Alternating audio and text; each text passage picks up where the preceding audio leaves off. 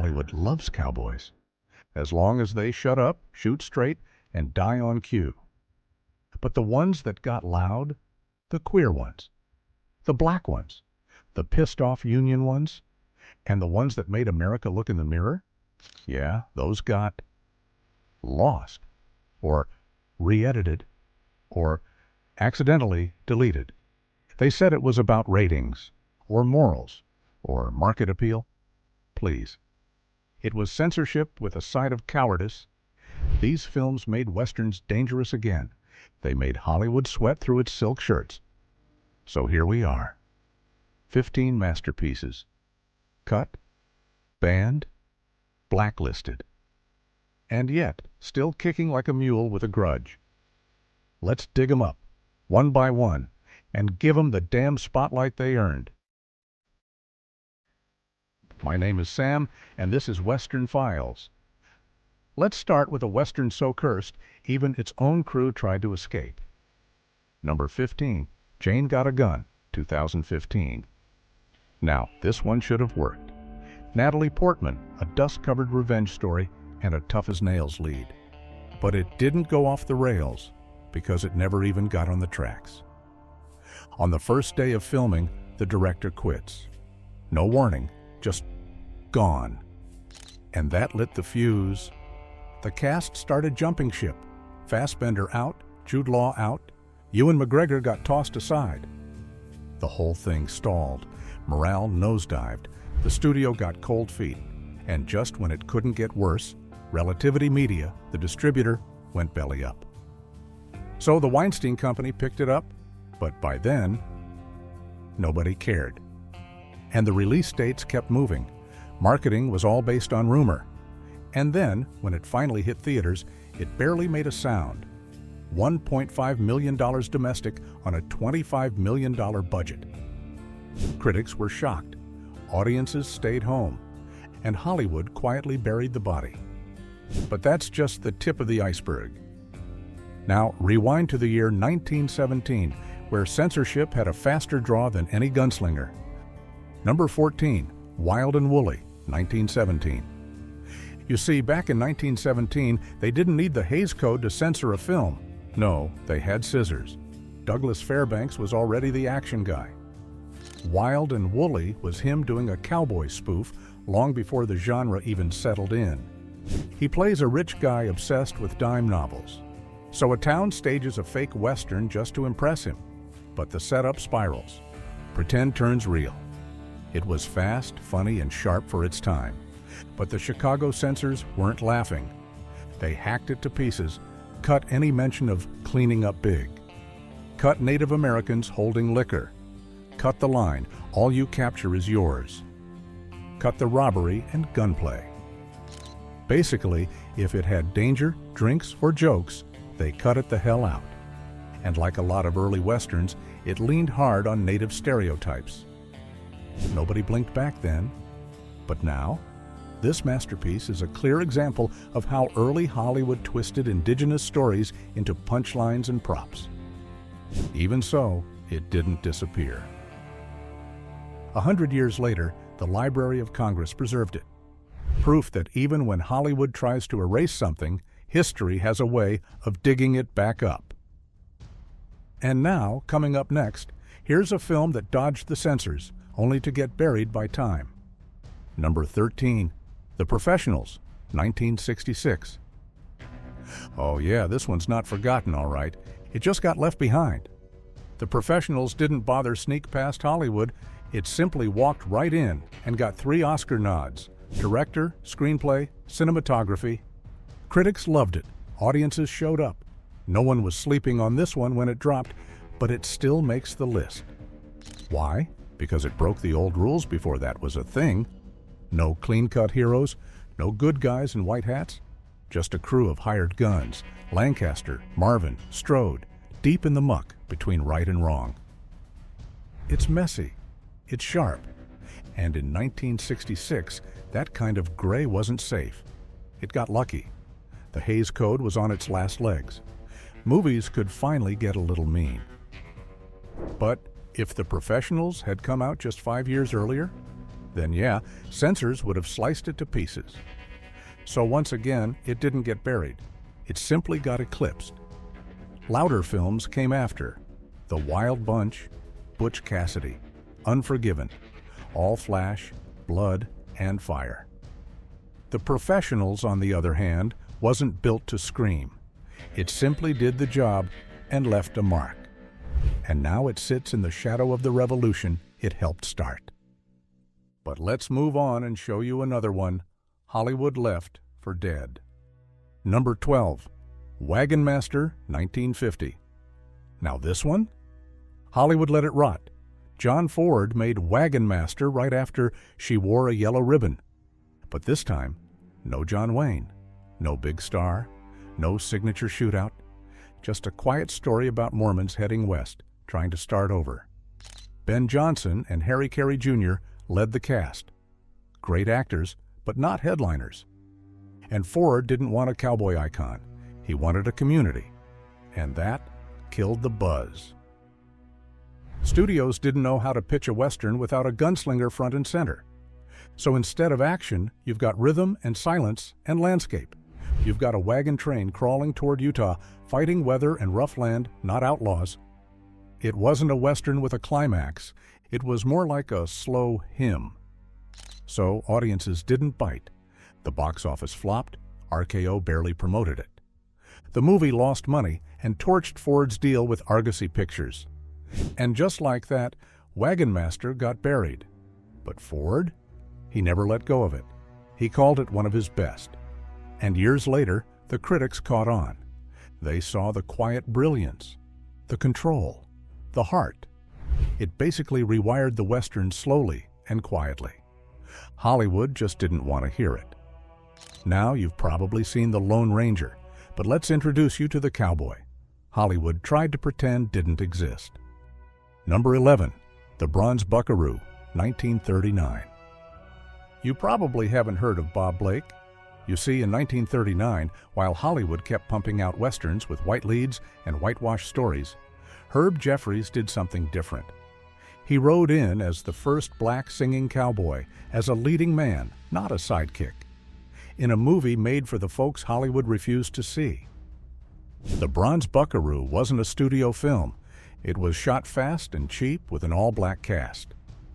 There was no safety net, no big backing, just Jeffries and indie producer Jed Buell betting on a story that mattered.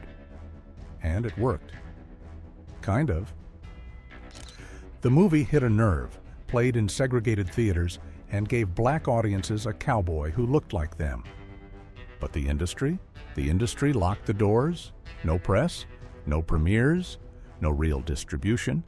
They slapped it with the race film label and acted like it was contagious. And while white westerns got archived, restored, and reissued, the Bronze Buckaroo got buried.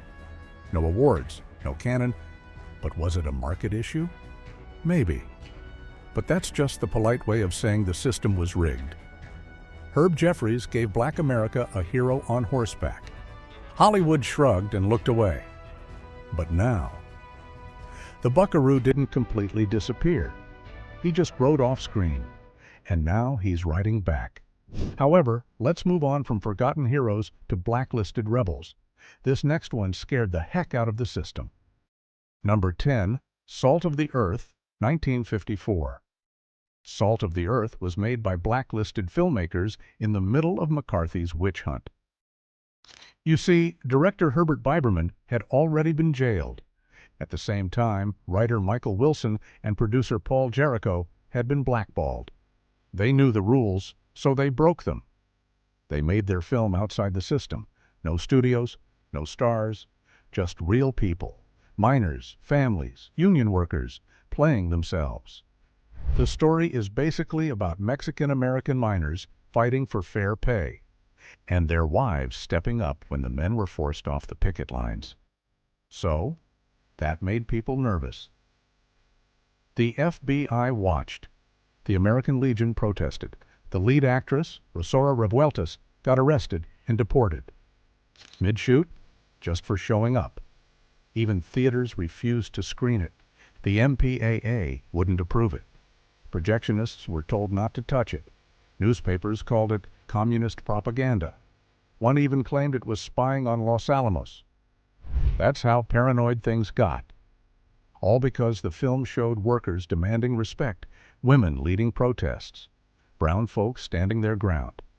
So that truth scared the hell out of people. But was it a targeted blackout or just Cold War fear? Either way, the result was the same. Salt of the earth was crushed, but it didn't stay buried forever. In 1992, the Library of Congress added it to the National Film Registry. Long overdue, yet still not enough. But for now, let's jump ahead to 2021, where a black western lit up Netflix, then got ghosted by the Oscars. Number 9, The Harder They Fall, 2021. In 2021, Netflix kicked in the saloon doors with something bold, an all-black western, packed with real historical names, stylish as hell, and loud in all the right ways. It should have been a moment, but instead, crickets. Nothing. Jamie Samuel directed it like he had something to prove, because he did. Nat Love, Rufus Buck, Stagecoach Mary, they weren't just cool characters, they were real outlaws, pulled from old records and turned into legends on screen. Critics were into it. Audiences showed up. But when Oscar season rolled in, the industry gave it the cold shoulder. The backlash was mainly because Zazie Beetz was playing Stagecoach Mary. In real life, however, Mary Fields was tough, dark-skinned, and built like she could bench a horse. And Beetz didn't match that. So people called it what it was, colorism. And it wasn't exactly nitpicking. This was somehow part of a long, ugly pattern where black history gets lightened, softened, or just plain rewritten. Beetz said it was all stylized, that no one was playing it literal. But that didn't stop the fire. It hit a nerve. Because black stories don't get many chances. And when they do, people expect care, not shortcuts. However, even with wins from places like the National Board of Review and a BAFTA for Samuel, the Oscars didn't bite. Not even a nod. Entertainment Weekly called it out plain. The Academy still has issues. With westerns, with black-led films, with anything that doesn't fit their usual mold. So yeah, The Harder They Fall wasn't perfect. It bent the facts, but it had style, heat, and a point. And when a film that loud gets met with silence, that silence says a lot.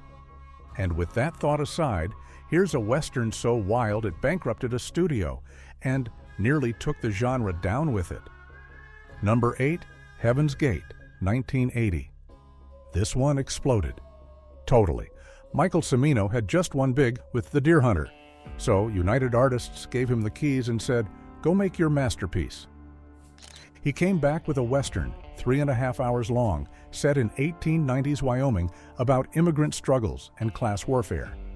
And he lost his mind making it. Whole scenes reshot, lighting time to the minute, 6 days filming one guy riding through grass. The budget ballooned past $44 million. The production was a mess, and United Artists, already bleeding talent, couldn't survive the hit. So when it finally came out, critics nuked it. They called it bloated, boring, a total mess. Theaters pulled it in days. Audiences didn't even get the chance to hate it. Then the animal cruelty reports dropped. Horses allegedly hurt, real blood used in scenes. So yeah, it got ugly. Cimino never recovered after that. United Artists folded into MGM, and Hollywood slammed the door on the whole 70s era of director-led, passion-fueled filmmaking. The studios took the wheel again. Heaven's Gate was the film that scared Hollywood straight, and the industry's been trying to forget it ever since. But just so you know, studio sabotage wasn't new. Just ask Sam Peckinpah, who got clipped before his final showdown. Number 7, Pat Garrett and Billy the Kid, 1973. Sam Peckinpah had vision. He also had a habit of lighting everything on fire: budgets, schedules, relationships. And Pat Garrett and Billy the Kid got caught in the wreckage. The story was gold. Two former friends on opposite sides of the law. Billy the Kid, still wild. Pat Garrett, now a badge-wearing ghost of what he used to be. Grit, tension, history, it had all the right bones. Peckinpah knew what he was doing, but MGM didn't trust him. Studio head James Aubrey slashed the budget, cut the shoot short. And when Peckinpah ran late and $1.6 million over budget, Aubrey pulled the plug. He took the film, chopped it down to 106 minutes, and dumped it in theaters. The original cut was haunting, slow, full of shadows. The studio version, on the other hand, was a total mess, rushed, gutted, and soulless. So, it bombed. But it didn't stay buried. In '88, a longer cut leaked, closer to what Peckinpah wanted. In turn, critics changed their tune. Scorsese called it brilliant. Suddenly, people started seeing the film for what it could have been. In 2005, a special edition tried to clean it up, bridge the gap between the cuts. Some folks think it nailed it. Others think it's still too watered down. And if Peckinpah were around, he'd probably throw a bottle at it. And yes, Bob Dylan was in it. He played a drifter with 2 lines and a harmonica. He wrote the soundtrack too. That's where Knockin' on Heaven's Door came from. At the time, people didn't know what to make of it. But now, it's part of the film's legend. So, yeah, this was a great Western that almost got erased by boardroom egos. But fortunately, it found its way back. And while that film got sliced by execs, this next one got banned outright for being too raw to handle. Number 6, Django, 1966. Now, this one wasn't silenced by suits, it got straight up banned. Sergio Corbucci's Django kicked down the door, dragging a coffin behind it. The mud was thick, the blood was real, and every scene felt like a punch to the gut. But the British censors? They weren't having it.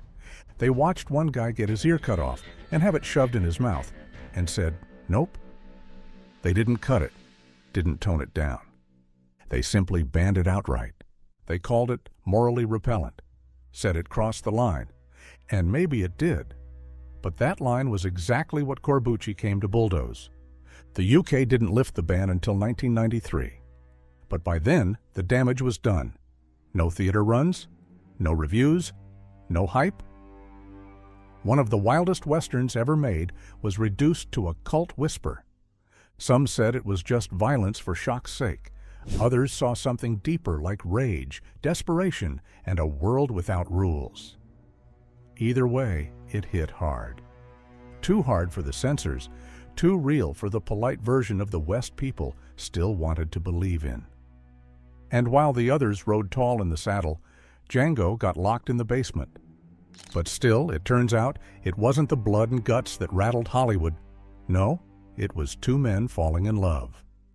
Number 5, Brokeback Mountain, 2005.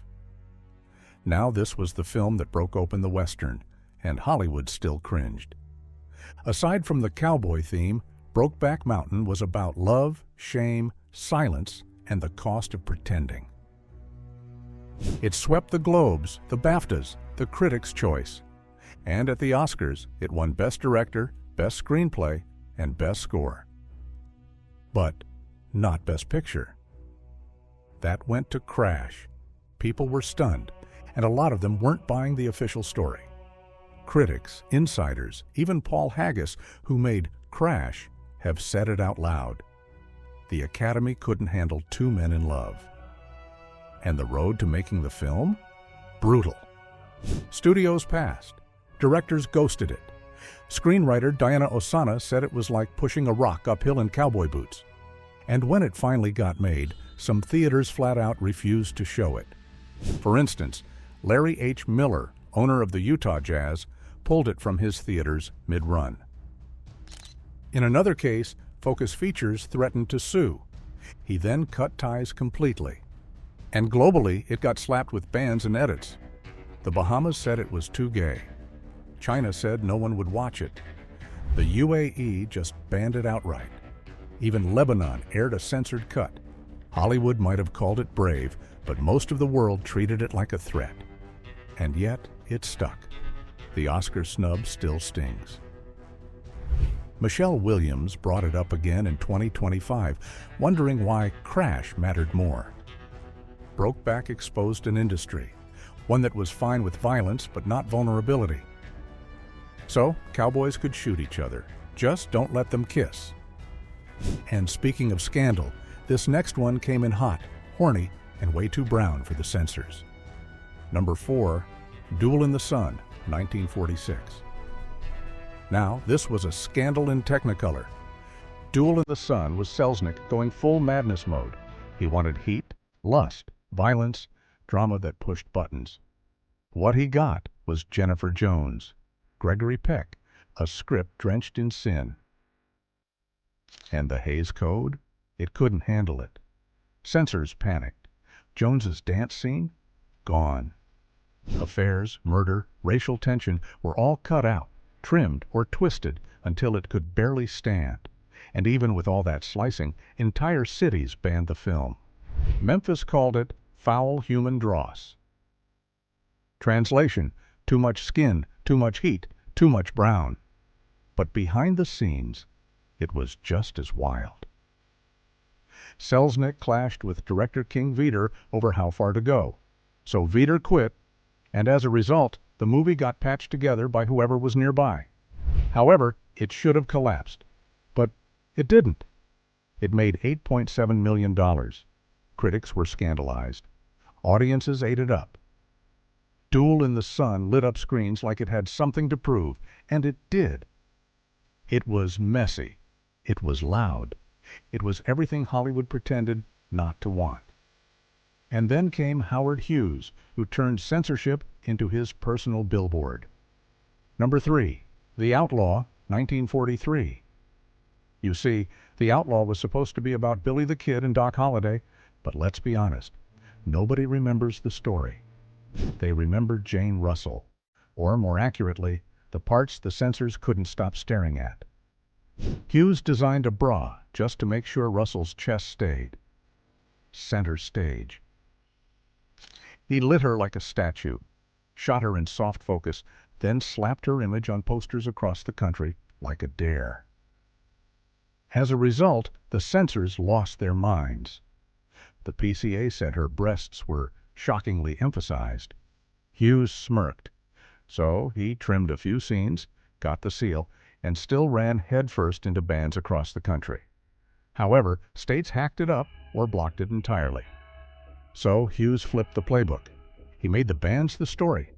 He turned censorship into marketing. Banned in Boston?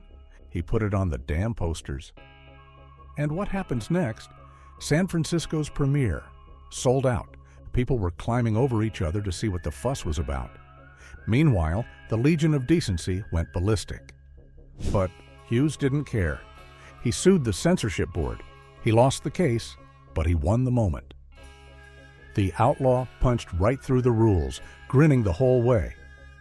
And that wasn't the last time Hollywood tried to silence a rebel. Next up, a screenwriter who got blacklisted and didn't back down. Number 2, High Noon, 1952. High Noon was a warning shot. It was the Cold War era in the middle of Hollywood's golden age, and here comes this quiet little film lighting a match under the whole system. Carl Foreman wrote it. Sharp guy. He knew exactly what he was doing. The script had bite, and the FBI didn't like that. Halfway through filming, Foreman gets called up in front of HUAC. They want him to name names. But he doesn't. He stays silent. He holds the line. So, they blacklist him.